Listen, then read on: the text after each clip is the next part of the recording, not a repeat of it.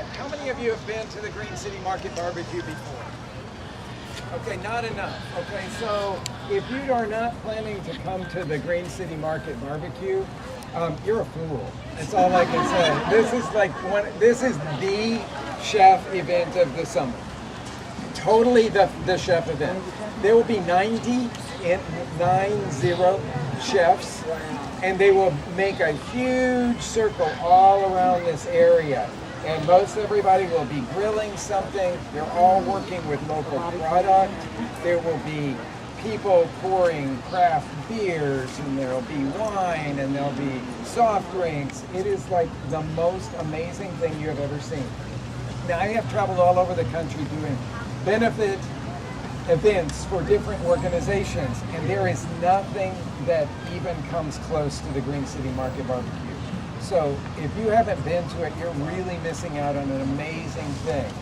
Now, usually it storms, or it's 150 degrees, or some crazy thing happens weather-wise, but we've already had all of that, right? Okay, so tomorrow is going to be the absolutely perfect summer day to be in the market. So come on out and join us for the Green City Market Barbecue.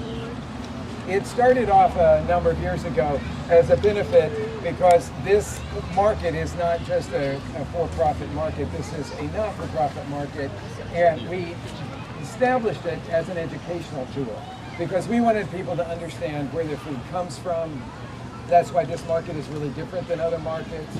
We have all these educational programs, whether they be for kids or for folks like you, to introduce them to different kinds of things that you can do with our local produce. But it always is to get people to come in contact with the people that actually are growing our food.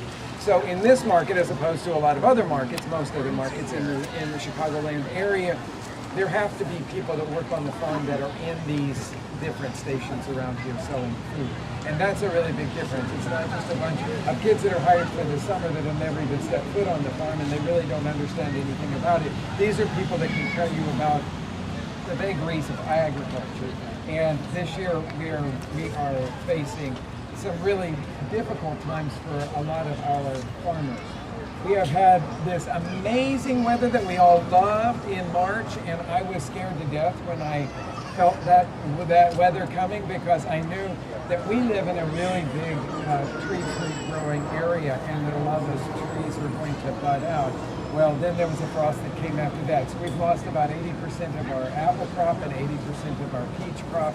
We certainly know that we lost about 80% of our cherry crop. That's really hard for these farmers. So my encouragement to all of you is, without these people, the quality of our life goes down. So please support all of our local farmers, because for many of them, they're having a really rough year. And if they haven't had the rough year with the early warmth, then they had a rough year with not enough water. Northwest of town hasn't had any water for about 2 months now, and that's really tough for a lot of these farmers. So some of the stuff you'll see here may be a little more expensive than what it has been in past years. It's because their yield is lower, but we still need these guys. So please support local agriculture. Local agriculture is what has put Chicago restaurants on the map. When we started Frontera Grill 25 years ago, there were no farmers markets in this town.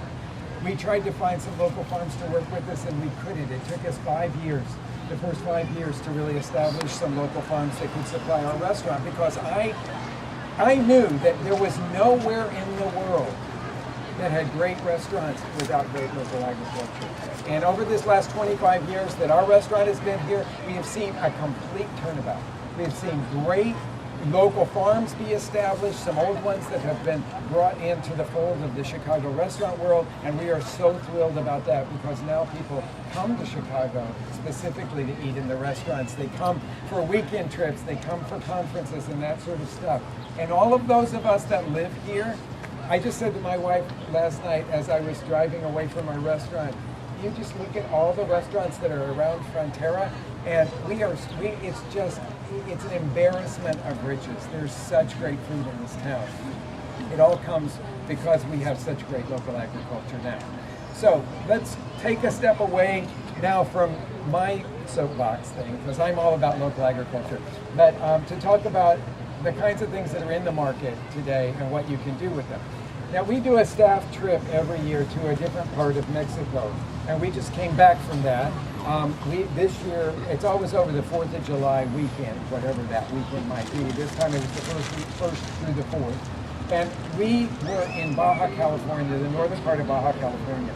So just below San Diego, when you cross into the border, you go from Tijuana to Rosarito to Ensenada, and then you go inland about 45 minutes, and you're in this amazing wine growing region. And I know a lot of people don't even think about Mexico as a great wine production area, except for the fact that there are 60 boutique wineries in this one valley, or this interconnecting series of valleys there. And they are producing world-class wines that are winning awards everywhere. We don't see them here in the U.S. because they're all consumed in Mexico, and then a little bit that trickles over the border. If you want to find out a little bit about it, you can go to a website now called Wines from Baja, and they actually offer now, they are importing some into the United States, and you can buy them by mail if you want to explore a little bit about that side of things. But it's a major agricultural region as well, and it's got a very different climate than the climate in the rest of Mexico. It's more of a Mediterranean climate, meaning that it's wetter in the wintertime and dry in the summer, and it's vice versa all the rest of Mexico. So they grow all kinds of cool things that are very different than what you expect for Mexican food. So it's not a region that is focused a lot on the moles and the tomatillo sauces and all that sort of stuff. It's based more on fresh herbs and fennel and all kinds of beets and things that you associate more with Mediterranean food. So we came back. One of our best meals was at this restaurant. I have been there a number of times, and I love it with a passion. It's sort of Frontera-like, but Frontera really focuses strongly on the food of southern Mexico, where you get all the moles and all that sort of stuff. This is very much of this place. And the chef is Miguel Ángel Guerrero, a really talented chef. He cooks almost everything over hardwood fires. He's got 2 huge grills, and he grills all these things. And he served our group, or we took the whole 35 of us to his restaurant, took over the whole restaurant, and we had this amazing meal. Everything served family style, and it was just one course after another that culminated with a whole roast lamb that he did on a spit over one of his grills, and sliced that up and served it to us. But there were 2 dishes that just blew me away. One was actually the first thing that was put down on the table, which was a grilled vegetable salad.